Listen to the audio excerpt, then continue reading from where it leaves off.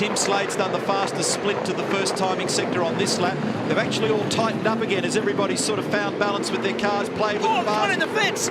There's one in the fence hard at turn 8. And Douglas is gone. There must be oil down there. There's stuff down there because they're spearing off everywhere. Taz Douglas has gone into the wall on the other side.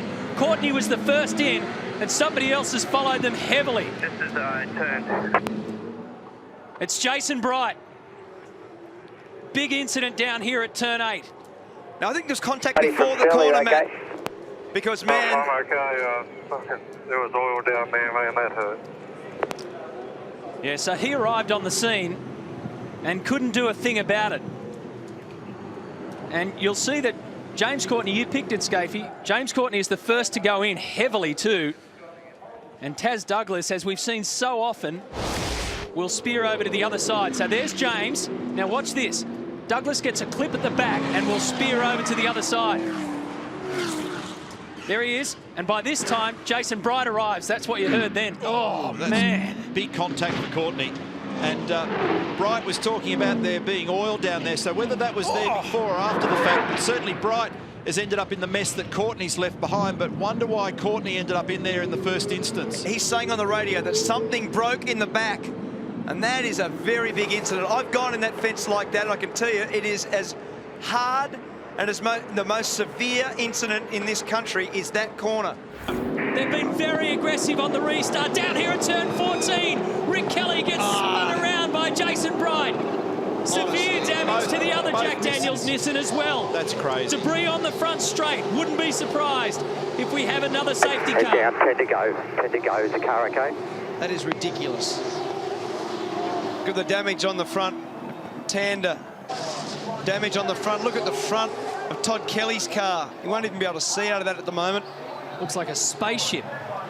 That's a huge amount of damage. What a wild restart with the two teammates. Extraordinary drive from this 20-year-old, holding off the 5-time series champ who's at the peak of his powers. The ride control of that Red Bull car under brakes in turn 4 there was really impressive. He's right on the rear bumper of the Volvo. These guys playing for keeps. Look at Whincup. He's all over the back of this thing. He's got to get an exit here as they make the run to 7. If he's off here cleanly and he can harass McLaughlin, his chance may come when they get down to turn 9. This is the moment. He's closer now on the run to 8. This is what he's got to do. Let's watch, listen and learn. Nothing in it. Move it over, Scotty. But if anything, McLaughlin can hold his ground there, and Whincup is at the absolute edge of the braking performance. He goes wide.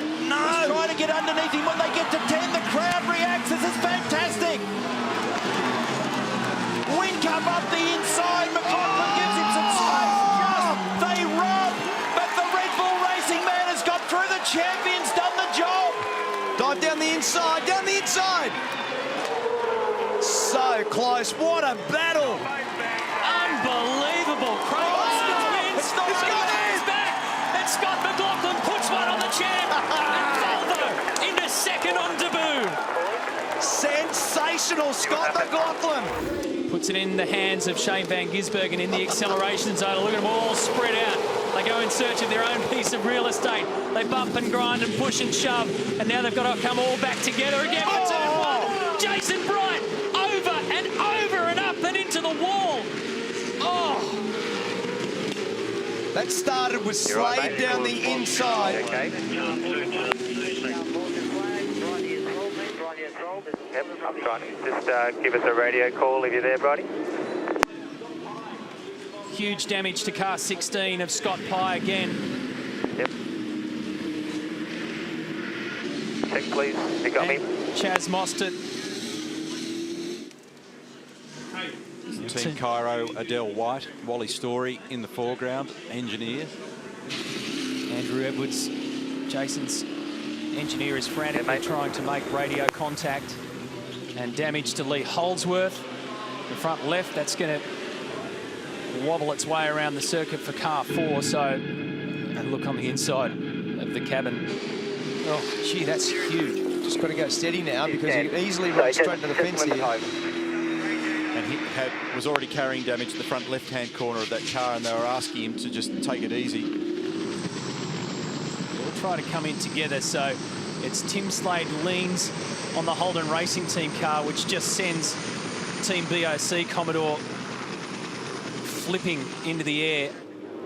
This was what happened. They all fanned out and then they all came back in, and it was never going to work. Van Gisbergen and Kelly get through, and then watch car 47 just pushes across, and it doesn't take much for Garth Tander just to lean on the front left-hand side of Jason Bright.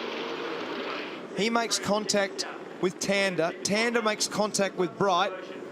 Totally out on the slide. Full opposite lock, so he's trying to steer it down. So Jason's trying to make sure it doesn't turn onto its roof. It then catches the curb, and the curb then trips it over. So as it gets to that point there, it was always going to turn over. Must have picked up the front right wheel of Tander's car in order to be able to do that launch, and Tander's in the pit lane and has been there for a while now as well, so it'd be pretty fair old damage on that. It's this next whack with the wall. All this stuff looks spectacular, but at that stage, you know, it's not a crazy amount of damage. It's this next one where it hits the concrete wall. It is tyre protected and then gets into the debris fence, where they're going to have a big nightmare trying to resolve getting this car back in shape. Well, fortunately, where the massive load has actually taken place in terms of the final part of the crash, Neil, it was actually against the tyres there. That's taken some load away from that. And that's a tonne and a half. Yeah. That's a tonne and a half in the air there. That was a lazy little bump there because the late turn in a lot of damage to Pither's mobile. The right front of that car has been torn off. Now, I don't know where. He maybe had a lose at turn 8 and went across to the inside wall. Because very hard at that spot, if you're sideways, safety car boards and flags, to keep it off the fence on the left-hand side. So no damage by the look to the left-hand side. You can see what's happened. He's brushed up against the wall there. It's easily done, as I said before, cold, hard tyres. And then it's that secondary impact that's really knocked that car around. So the young Kiwis had to go down the escape road here at turn 9. Here's another angle. This was all on down here at turn 9 as well, because McLaughlin was quite hard into the back of Whincup there. That would have really unsettled him. And then here's the aftermath of what happened to Chris. So it was the secondary impact that did all that damage on the right-hand side. Hitting the outside wall at 8's bad enough at the best of times, but that second one was a big one, wasn't it? Whincup, 2/10 of a second faster on the last lap than James Courtney. They're through the first chicane safely. Nothing's going to happen here at 4. The next genuine passing opportunity is really turn 9.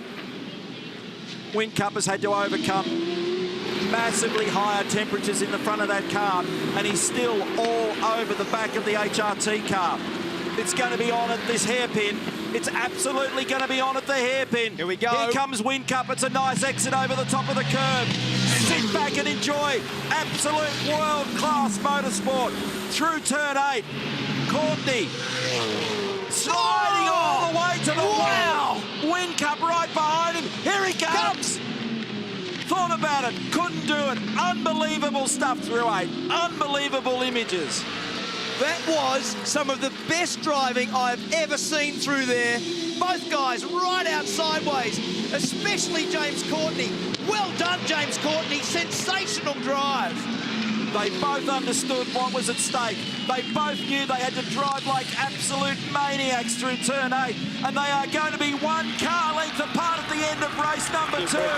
Congratulations, James Courtney. Congratulations, Jamie Whincup. You two have put on a masterful display. So Nick Percat currently leading an extraordinary motor race. The 27-year-old from Adelaide. His dad used to work at the Holden plant. Great history in this town. He's got margin. He doesn't need to get tangled up, because even if he is racing Fabian, it'd be a strong result one way or the other. So turn 11 now, which is completely awash. He had problems yesterday when the bonnet flicked up on this car, and then they had an electrical drama. They've had some engine issues through the weekend with both the cars, but we think that Percat has done the job. He's under assault at the moment from Fabian. crowd rises for what's been the wildest of wild days. The Clipsal 500 winner of 2016 is Nick Percat.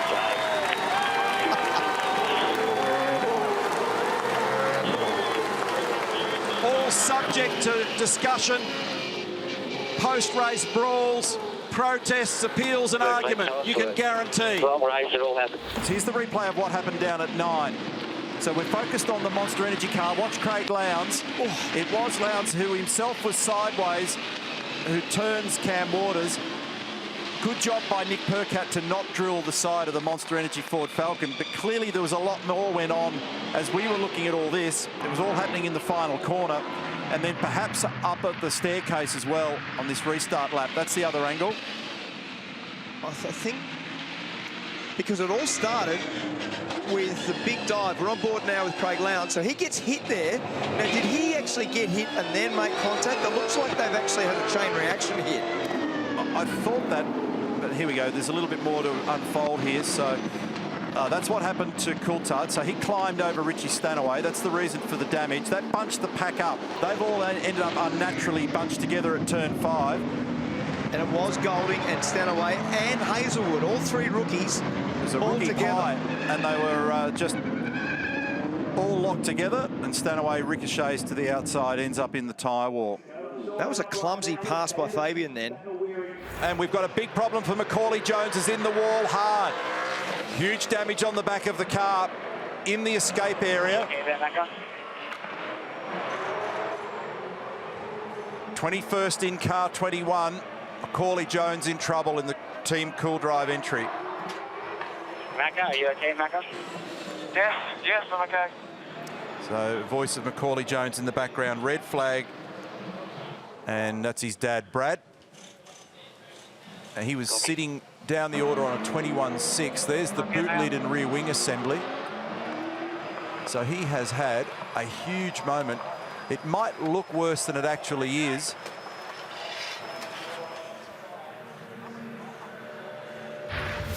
Let's see if we can understand what's happened here. So he's fired down. That's violent. In the runoff area at turn 9.